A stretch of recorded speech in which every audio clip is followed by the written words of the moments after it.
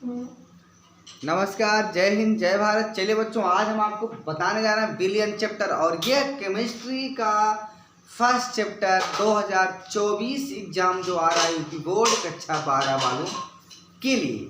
ठीक है, तो आज बिलियन का चैप्टर बहुत इम्पॉर्टेंट चैप्टर है, क्योंकि इसमें जो क्रिस्टली और नॉन क्रिस्टली वाला था वो कट चुका है, और पहला ही चैप्टर बिलियन के रूप में दे दिया गया है। इसलिए पहला आपको केमिस्ट्री फर्स्ट बिलियन चैप्टर हम स्टार्ट करने जा रहे हैं। इसको आप देखिए और लगातार आप जुड़े रहिए और लाइक करते रहिए, सब्सक्राइब करते रहिए, क्योंकि हम सीरियल बाय स्टेप एक एक चैप्टर एंड करेंगे।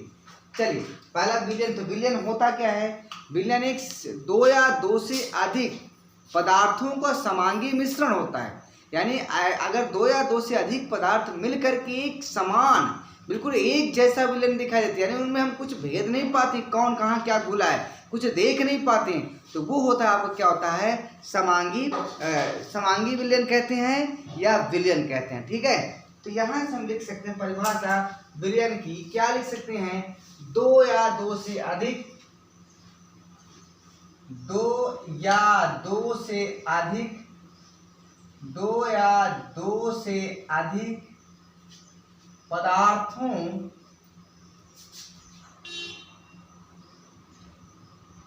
पदार्थों का समांगी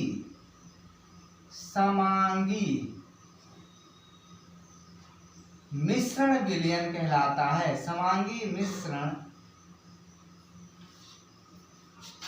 विलयन कहलाता है। क्या कहलाता है? विलयन कहलाता है।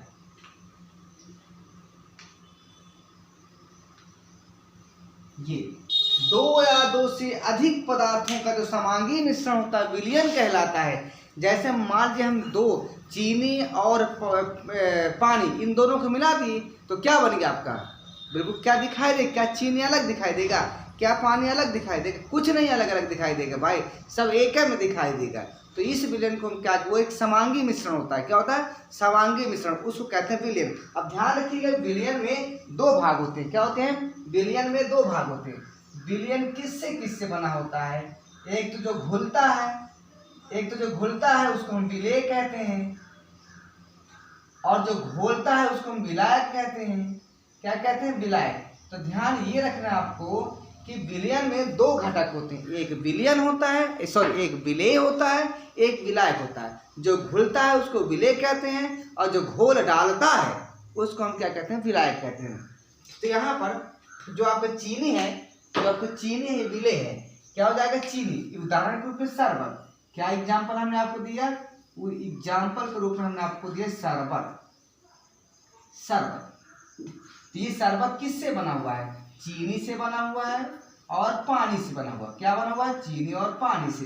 तो यहाँ शरबत क्या हो गया आपका? शरबत आपका हो गया, क्या हो गया आपका? विलयन हो गया, सलूशन हो गया आपका। और जो आपका चीनी है ये विलेय हो गया। क्या हो गया? विलेय। और जो आपका पानी है ये विलायक हो गया। क्या हो गया? विलायक होगा। और एक बात और ध्यान रखिएगा, कि विलायक जो पानी है ये सार्वत्रिक विलायक है, यूनिवर्सल सॉल्वेंट है। तो यहाँ ध्यान रखिएगा, जो विलयन होता है इसमें दो अवयव होते हैं, दो घटक होते हैं, एक विलेय होता है, एक विलायक होता है। अब आखिर विलयन होते कितने प्रकार के हैं? तो विलयन देखो कई प्रकार के होते हैं, जिसमें पहला है सांद्र विलयन और तनु विलयन। तो तनु विलयन क्या होता है? अगर एकांक आयतन में विलेय की मात्रा कम है, अगर एकांक आयतन में कोई विलयन है और उसका एकांक आयतन है, तो किसी एकांक आयतन के विलयन में अगर विलेय की मात्रा कम है तो वो होता है आपको क्या होता है? तनु विलयन। क्या होता है? तनु विलयन। और सांद्र विलयन क्या होता है? एकांक आयतन में विलेय की मात्रा अगर ज्यादा है तो वो होता है सांद्र विलयन। तो यहाँ से ध्यान रखिएगा, आपको विलयन कई प्रकार का होता है। पहले आपको क्या हो गया? तनु और सांद्र विलयन, तनु प्लस सांद्र विलयन, मतलब अलग अलग तनु और सांद्र विलयन।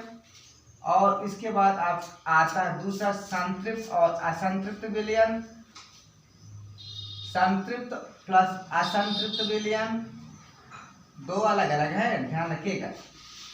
और तीसरा होता है आपका अतिसंतृप्त विलयन। क्या होता है? अतिसंतृप्त विलयन। अतिसंतृप्त विलयन, ये ये 3 प्रकार के आपके विलयन होते हैं। क्या वीडियो क्लियर दिखाई दे रहा है? अच्छे से दिखाई दे रहा है? हाँ दिखाई दे रहा है, ठीक है, कोई प्रॉब्लम तो नहीं है, दिखाई तो दे रहा है। अब शायद अच्छे से दिखाई देगा। हाँ ठीक है, बस कोई प्रॉब्लम्स?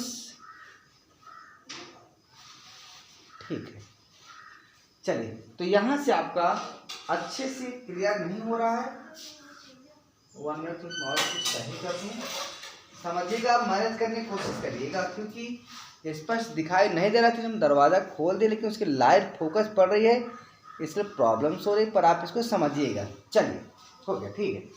तो कहने का मतलब है, अगर कोई विलयन है तो उसके एकांक, किसी एकांक आयतन के विलयन में अगर विलेय की मात्रा कम है तो वो आपको हो जाएगा तनु। अगर एकांक आयतन में विलेय की मात्रा ज़्यादा है तो वो आपका सांद्र विलयन। फिर दूसरी बात, संतृप्त क्या होता है?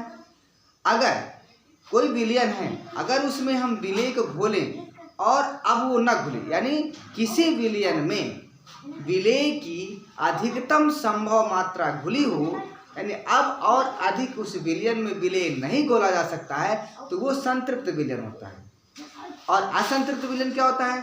कोई विलयन है, उसमें अब और उसमें अभी और संतृप्त करने के लिए कुछ विलेय और घोला जा सके, तो वो आपका होता है असंतृप्त विलयन।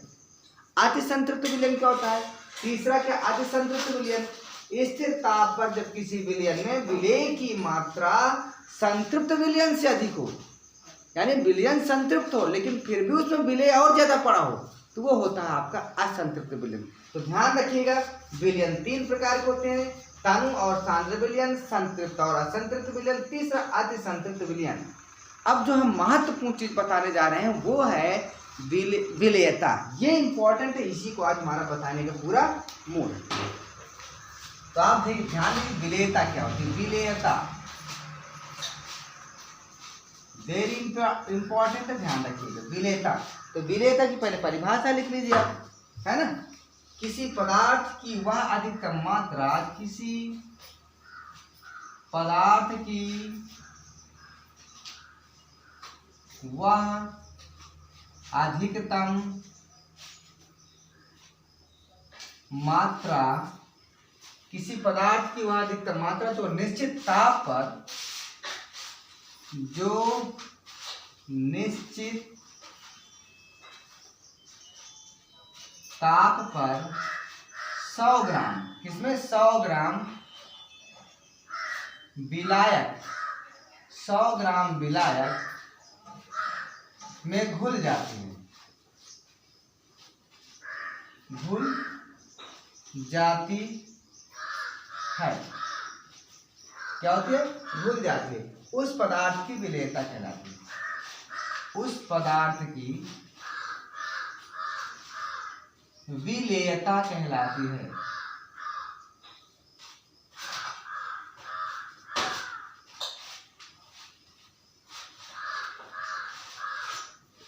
क्या जो मैं लिखा हूं स्पष्ट दिखाई दे रहा है?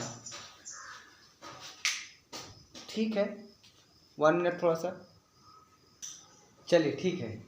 किसी पदार्थ की वह अधिकतम मात्रा, किसी पदार्थ की वह अधिकतम मात्रा जो निश्चित ताप पर 100 ग्राम विलायक में घुल जाती है। पर लिख लीजिएगा, जो निश्चित ताप पर, जो निश्चित ताप पर है, यहाँ पर ध्यान रखिएगा, ताप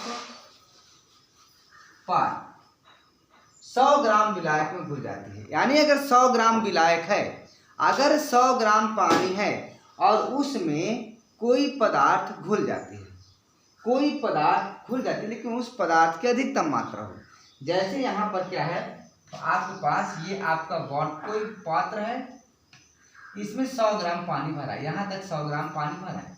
अब इसमें केवल 20 ग्राम चीनी घुल सकती, इससे ज़्यादा नहीं घुल सकती। केवल 20 ग्राम चीनी घुल सकती, इससे ज़्यादा नहीं घुल सकती। 100 ग्राम विलायक है, ध्यान रखिएगा। 100 ग्राम विलायक कितना, ये आपका 100 ग्राम विलायक है और इसमें जो चीनी हम डाल रहे हैं वो 20 ग्राम है, यानी 20 ग्राम चीनी 100 ग्राम विलायक में घुल जाती है। इससे 1 भी ग्राम आगे चीनी नहीं घुल रही है, लेकिन ताप स्थिर होना चाहिए, इसको ध्यान रखिएगा। तो हम इसको कहेंगे विलेयता। क्या कहेंगे? विलेयता। ये जो मात्रा 20 यही इसकी विलेयता है। ठीक है, चलिए अब देखिए ये तो हो गए विलेयता।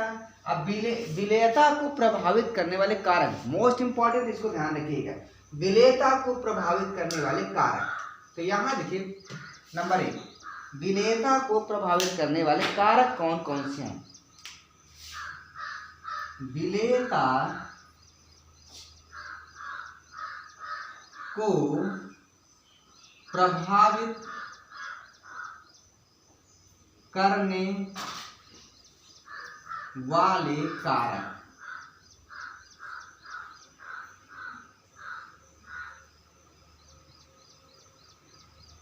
ये कौन कौन सा? इसमें हम 2-3 तो लिखे रहे हैं, उसको फिर क्रम से समझाएंगे।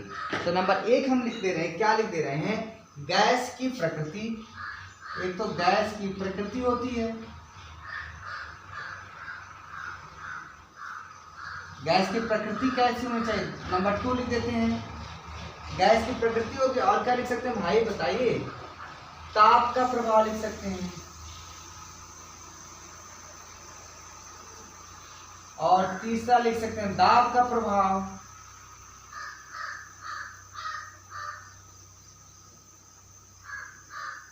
और तीसरा हम लिख सकते हैं, क्या यहाँ नीचे तक दिखाई दे रहा है? कम दिखाई दे रहा है, आगे मैं लिख दूं क्या? चलो मैं यहाँ लिख दे रहा हूं, दाब का प्रभाव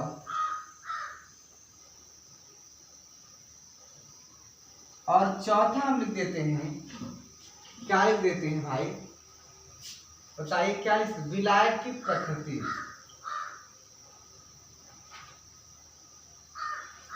विलायक की प्रकृति।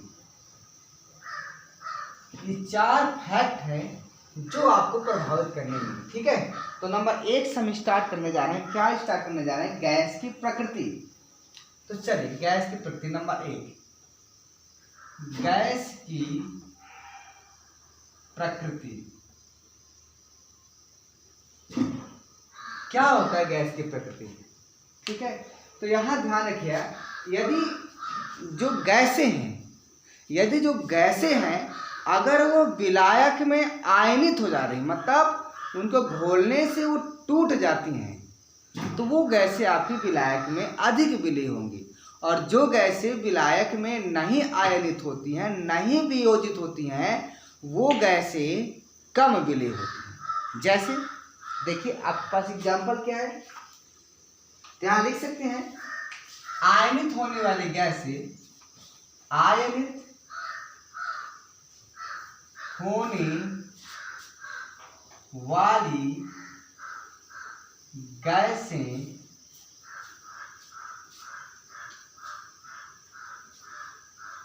विलायक में अधिक विलेय, क्या यहां तक दिखाई दे रहा है? विलेय होती हैं। यहां दिखाई दे रहा है? इधर नहीं दिखाई दे रहा है? यहां तक?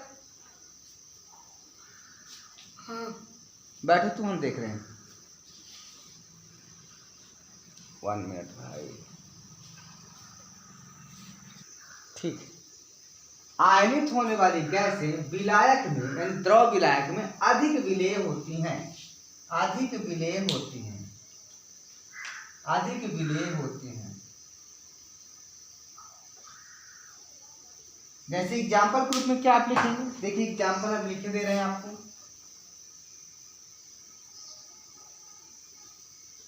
एक है आपके पास अमोनिया गैस, एक HCl। ये 2 गैसें हैं। क्या है? एक HCl और एक अमोनिया। ये दोनों ही गैसें हैं, जब इनको द्रव विलायक में मिलाते हैं तो ये आयनित हो जाती हैं। और जब आयनित हो जाएंगी तो जाहिर सी बात है कोई ना कोई तो कंपाउंड बनाएंगे। जरा चेक करिए इसको कैसे होता है। हम यहाँ पर HCl को पानी में मिला रहे हैं। किसमें मिला रहे हैं? पानी में, H2O में। तो जब पानी में इसको मिलाएंगे तो क्या बनेगा? हाइड्रोनियम आयन बनेगा। क्या बनेगा? हाइड्रोनियम आयन, यानी H3O और प्लस, और साथ में क्लोरीन आयन निकल जाएगा। अर्थात जो पानी में है वो हाइड्रोजन को, जो अणु अलग हुआ था उसको अपने पास घोल लिया, मिला लिया। इसी प्रकार अमोनिया भी यही कार्य करता है। पर पहले आप देखिए आखिर इसका हाइड्रोजन इसका HCl का हाइड्रोजन परमाणु H2O में कैसे जुड़ा, कैसे विलीन हो गया।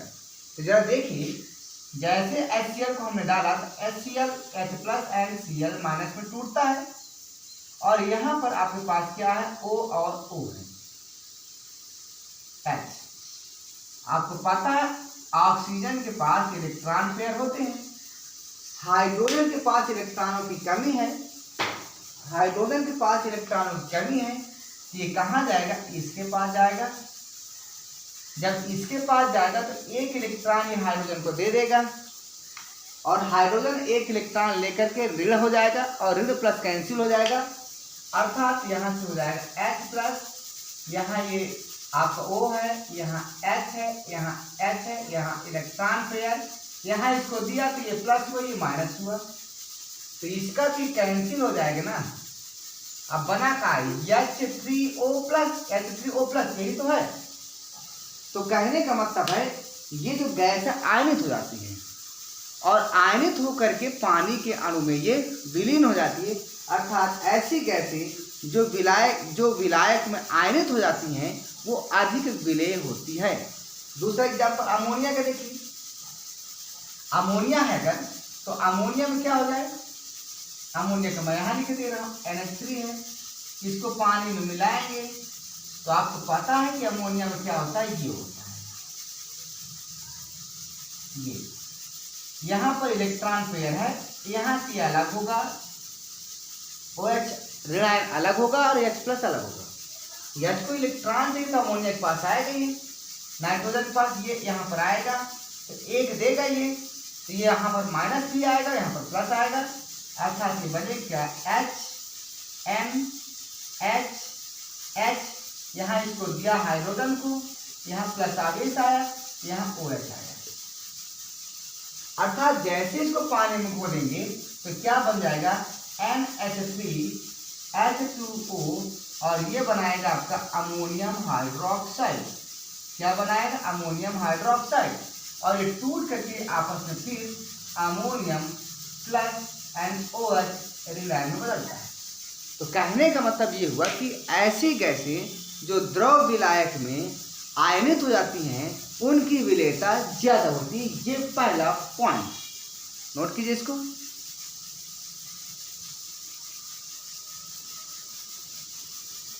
चलिए दूसरा पॉइंट देखिए क्या है। दूसरा पॉइंट है दाब का प्रभाव। क्या है, दाब का प्रभाव। दूसरा पॉइंट है दाब का प्रभाव। ध्यान दीजिए, वेरी इंपॉर्टेंट चीजें हैं। दाब का प्रभाव,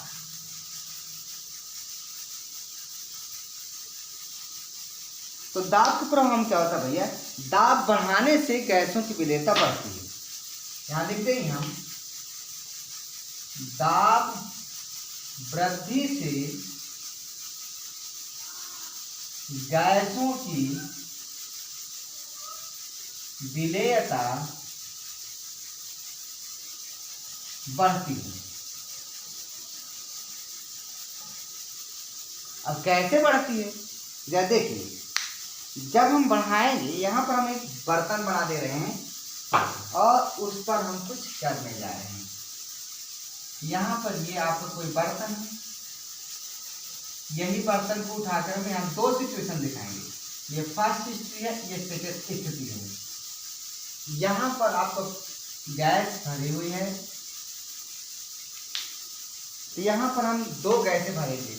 एक मान लो पानी है आपका, ये जो ये नीले कलर से दिखा रहे हैं ये पानी है, और जो लाल कलर से दिखा रहे हैं वो आपको कार्बन डाइऑक्साइड है।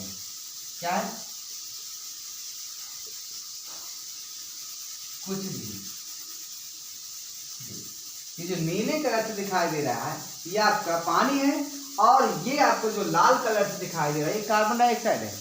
अगर देखो अभी तो दूर दूर ज्यादा मिक्स नहीं है, लेकिन अगर इसी को पिस्टन लगा करके इसको नीचे और प्रेशर कर दिया जाए, अर्थात ये इसका जो पिस्टन है कि इसको दाब करके, इस लेयर को दाब करके यहाँ कर दे, यहाँ पर ये, तो क्या होगा, तो सिचुएशन ये होगा, क्या होगा देखिए, 1 2, ये कहाँ है आपका, पानी है और नजदीक नजदीक आएगा, और जो आप रेड कलर पे है ये कार्बन डाइऑक्साइड। देखिए अब और ये बिल्कुल बहुत ही नजदीक हो गए, यानी आपस में बिल्कुल क्लोजली हो गए, घुल गए बिल्कुल से। तो दाब वृद्धि करने से क्या होगा, गैसों की विलेयता बढ़ती है। क्लियर हो गया। तीसरा पॉइंट आपका आ गया ताप वृद्धि। क्या है, ताप वृद्धि। जरा देखिए ताप वृद्धि से क्या होता है, ताप वृद्धि, ताप वृद्धि से क्या होता है, ताप अगर बढ़ाएंगे तो विलेयता घटेगी। ठीक है, यहां लिखेंगे ताप की वृद्धि से, ताप वृद्धि से गैसों की विलेयता, गैसों की विलेयता घटती है। ठीक उल्टा होता है। अब कैसे घटती है, आखिर ताप वृद्धि से गैसों की विलेयता कैसे घटती है, तो देखिए जैसे हमारे पास क्या है, एक कार्बन डाइऑक्साइड गैस और पानी। गैस कार्बन डाइऑक्साइड है और विलायक आपका पानी है, तो इन दोनों का रिएक्शन करवाओ तो होता क्या है, ये देखिए क्या होगा, H2O and CO2, यह रिएक्शन करेगा तो ये तो घुल करके बना दे कुछ ना कुछ, क्या बनाएगा, H2CO3 बनाएगा। और पता है यह ऊष्मा क्षेत्रीय प्रकरण, ऊष्मा क्षेत्रीय प्रकरण है। तो देखिए ये ऊष्मा क्या करती है, निकालती, उत्सर्जन करती है। तो जैसे पानी और कार्बन डाइऑक्साइड को मिलाएंगे तो H2CO3 हाइड्रोजन कार्बोनेट बनेगा। लेकिन अगर इसको गर्म करेंगे, अगर इसको गर्म करेंगे तो ये फिर टूट करके H2O में अलग हो जाएगा, कार्बन डाइऑक्साइड में अलग होगा, यानी अलग अलग हो जाएंगे। पहले तो आपने मिलाया तो ये बन गया, विलेय है अभी, लेकिन जैसे ताप की वृद्धि करेंगे तो ये अलग अलग हो जाएंगे, अर्थात अब इनकी विलेयता कम हो गया। अब ये अलग अलग हो गए, विलयन हो गया, तो विलेयता इससे क्या हो गई, घट गई। क्या हो गई, घट गई। जैसे आप देखिए कोई चीज़ ठंडा होता है ना, वो बहुत अच्छा लगता है। जैसे आप मान लीजिए पेप्सी या स्प्राइट पीते हैं, वो ठंडा होता है ना, तो हमें अच्छा क्यों लगता है पता है, क्योंकि ठंडा इसलिए होता है क्योंकि जो स्प्राइट वगैरह होता है उसमें कार्बन डाइऑक्साइड घुली रहती है, इसीलिए ठंडा लगता है, हमको पीने में अच्छा लगता है। लेकिन अगर वही गर्म होता तो उसको पियो, जैसे चाय लगेगी, गर्म पानी होता है, तो कार्बन डाइऑक्साइड जितनी अधिक उसमें घुली रहेगी, समझ जाओ कि वो उतना ही अधिक ठंडा है। अगर ठंडा नहीं है तो कार्बन डाइऑक्साइड तो खुद एनर्जीफुल है, गर्म करोगे तो और एनर्जी ले लेगी वो और उड़ जाएगी। तो कहने का मतलब है कि अगर ताप वृद्धि करेंगे तो गैसों की विलेयता घटती है। ठीक है, चौथा आपका आ गया, क्या आ गया, चौथा आपका आ गया एक लास्ट पॉइंट है, उसका नाम क्या है आपका, क्या है उसका नाम भाई, विलायक की प्रकृति है ना, विलायक की प्रकृति। क्या नीचे जगह है कोई बात नहीं, विलायक की प्रकृति, विलायक की प्रकृति।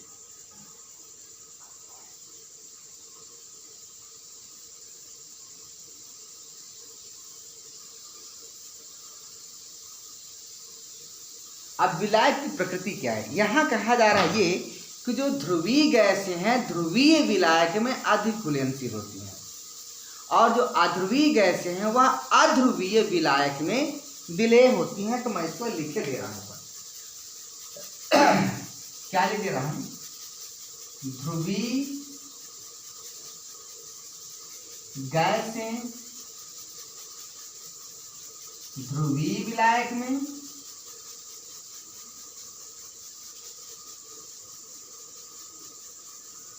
और अध्रुवीय गैसें अध्रुवीय गैसें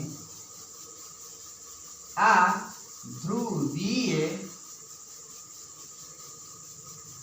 विलायक में विलेय होती हैं, विलेय होती हैं, ये चीज है। यानी ध्रुवीय गैस को ध्रुवीय विलायक में मिलेंगे तो अधिक विलेयता हो जाएगी, विलेयता बढ़ जाएगी। और अध्रुवीय गैस को अध्रुवीय विलायक में विलायक में मिलाएंगे तो भी विलेयता बढ़ जाएगी।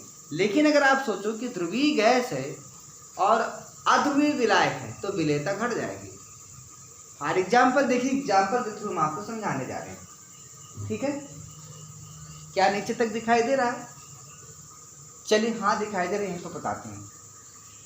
यहाँ पर देखिए नंबर 1,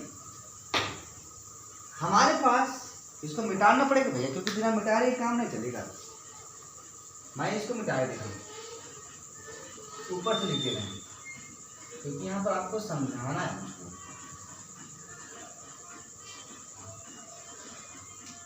अब एग्जाम्पल के रूप में देखिए हम क्या लिख रहे हैं आपको। एग्जाम्पल के रूप में अध्रुवीय गैसें क्या होती हैं, ध्रुवीय गैसें क्या होती हैं।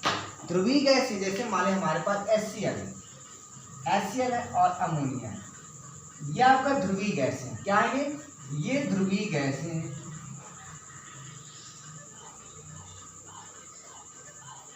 और H2O क्या है, ये ध्रुवीय विलायक है, ध्रुवीय विलायक है। क्लियर? इतना समझ में आया?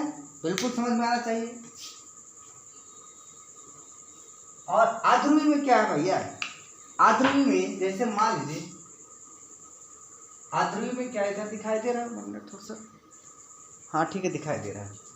अध्रुवीय विलायक में जैसे मान लीजिए आपका C6H6, देखो लाइट गई, कितना अच्छा हुआ लाइट चली गई है, कोई बात नहीं, ठीक है आप मैनेज करिएगा किसी तरह। C6 है या C6H6 है, और क्या हो सकता है आपका C5H12 हो गया, ये हो गया। और क्या हो सकता है आपके पास, अरे CH4 कर दो, ये सब अध्रुवीय हैं। बेंजीन हो गया, पेंटीन हो गया, मेथीन हो गया, ये क्या हो गया आपका अध्रुवीय हो गया, अध्रुवीय विलायक है। और गैस क्या हो, जैसे कार्बन, क्लोरीन मान लो, क्लोरीन ये आपका अध्रुवीय गैस है। ध्यान रखना है आपको, अच्छे से देखिएगा। ये सब क्या है, अध्रुवीय है। क्या है, अध्रुवीय।